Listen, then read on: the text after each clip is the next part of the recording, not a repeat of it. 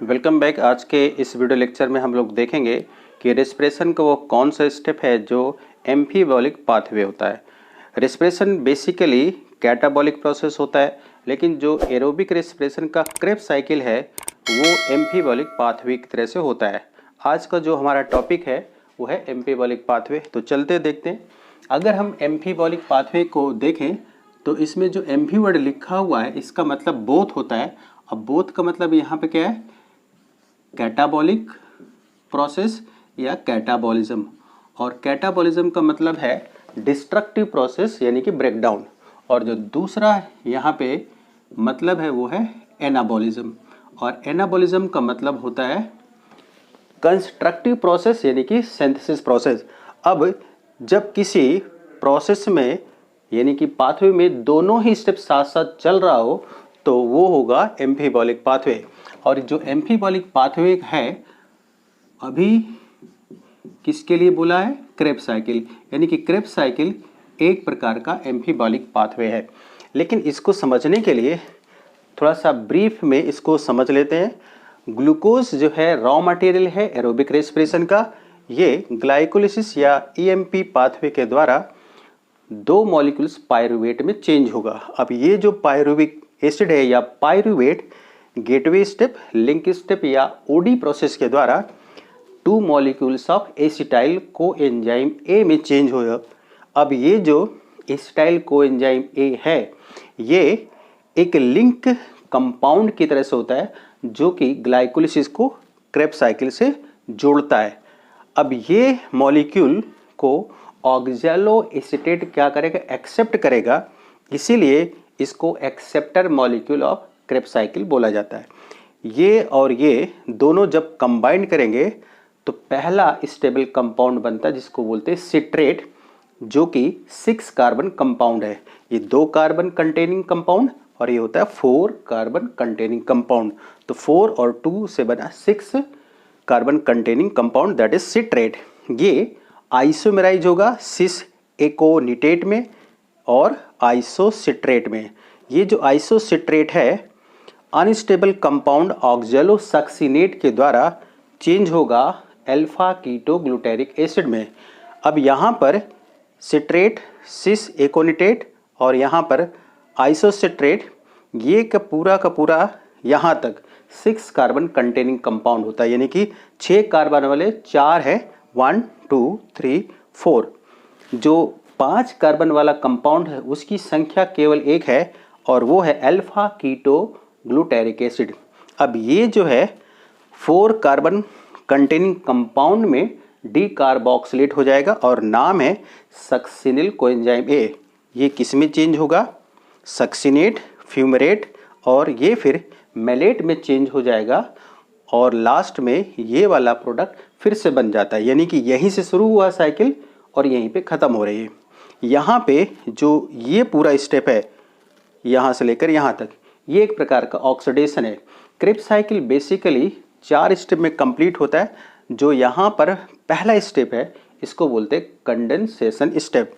इसके बाद यहाँ से लेकर यहाँ तक ये होगा आइसोमराइजेशन स्टेप। अब यहाँ पर ये जो यहाँ तक चला है इसको बोलते हैं ऑक्सीडेटिव डीकार्बोक्सिलेशन, और यहाँ से लेकर यहाँ तक पूरा ये होता है ऑक्सीडेशन स्टेप। अब इसके बाद थोड़ा सा और कुछ यहाँ पे देख लेते हैं।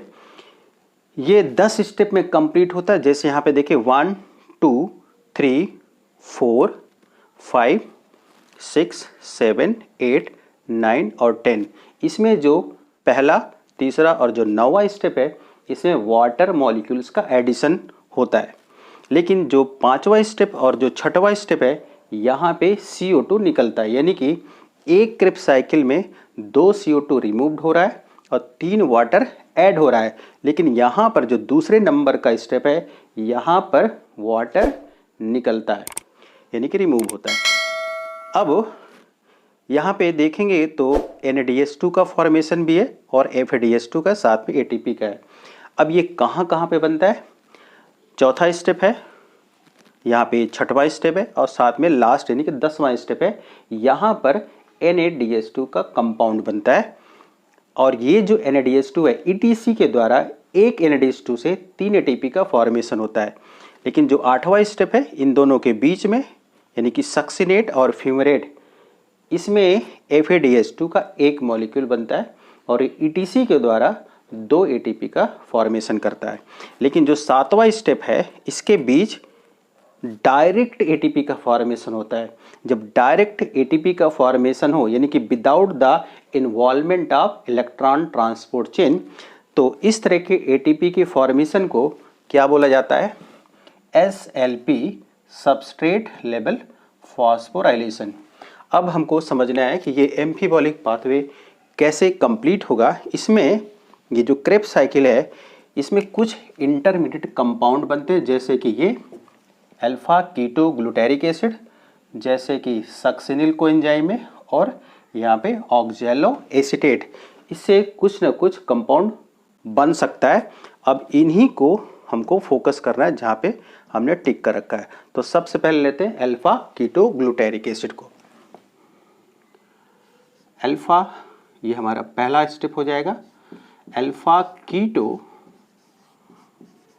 ग्लूटारिक एसिड, इसके द्वारा क्या फॉर्म हो सकता है? ग्लूटामिक एमिनो एसिड,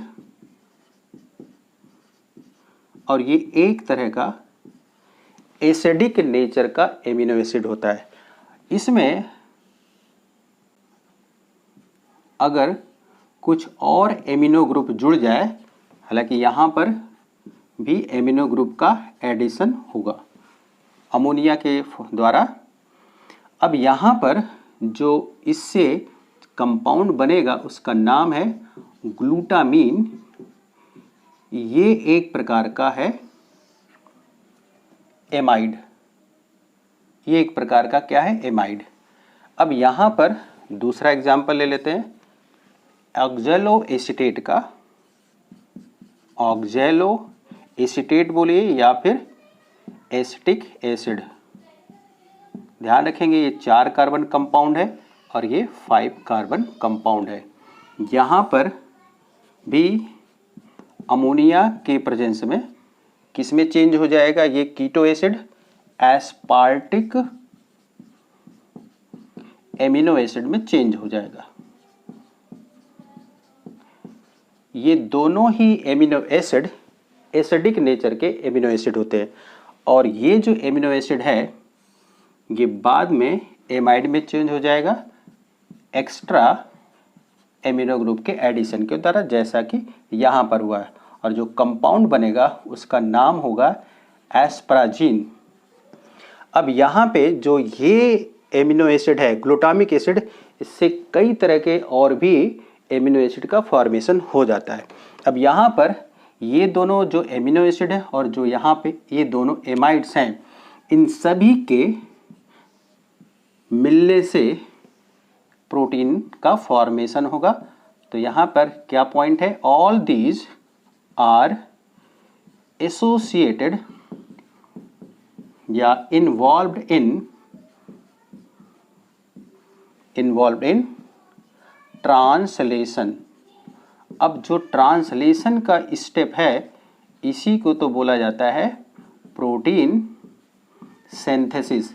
अब यहाँ पर देखिए ये वर्ड आ गया है सिंथेसिस, जो कि एनाबॉलिज्म का मतलब होता है। यानी कि एनाबॉलिज्म का मतलब क्या है? Synthesis process. अब इसके बाद हम सक्सिनिल कोएंजाइम ए को देख लेते हैं तीसरे पॉइंट में। सक्सिनिल कोएंजाइम ए, इससे क्या बन सकता है?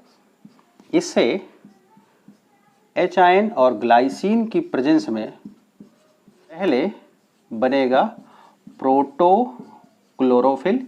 एक प्रकार का ये प्रिकर्सर है क्लोरोफिल का। लेकिन ये जो प्रोटोक्लोरोफिल है लाइट की प्रेजेंस में किसमें चेंज हो जाएगा? क्लोरोफिल मॉलिक्यूल्स में। यानी कि यहाँ पर क्लोरोफिल का भी सिंथेसिस हो रहा है, जैसे कि यहाँ पर प्रोटीन का सिंथेसिस हुआ। तो यहाँ पर देखिए ये कैसा प्रोसेस चल रहा है? Synthesis process. तभी तो यहाँ पर ये कैटाबॉलिज्म के अलावा कैसा हुआ? Anabolic process. जब जब दोनों साथ साथ चल रहा हो तभी इसका नाम पड़ा है एम्फीबॉलिक पाथवे।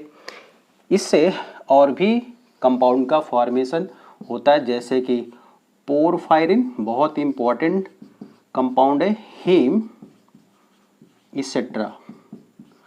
तो यहाँ पर इस तरह से क्रेब्स साइकिल को समझा जा सकता है कि क्रेब्स साइकिल एम्फीबॉलिक पाथवे का एग्जाम्पल है।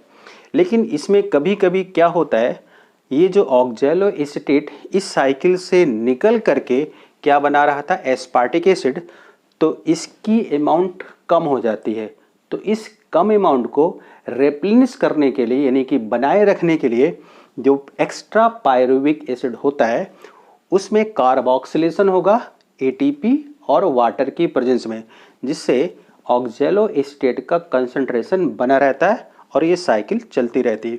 और ये जो कार्बोक्सिलेशन है पायरुविक एसिड का ऑक्जेलो एसीटेट में, ये एक प्रकार का एनाप्लेरोटिक रिएक्शन का एग्जाम्पल है। और इसका अगर मतलब समझे तो इसका मतलब होता है टू फिल अप, यानी कि जो कमी है उसको पूरा कर देना।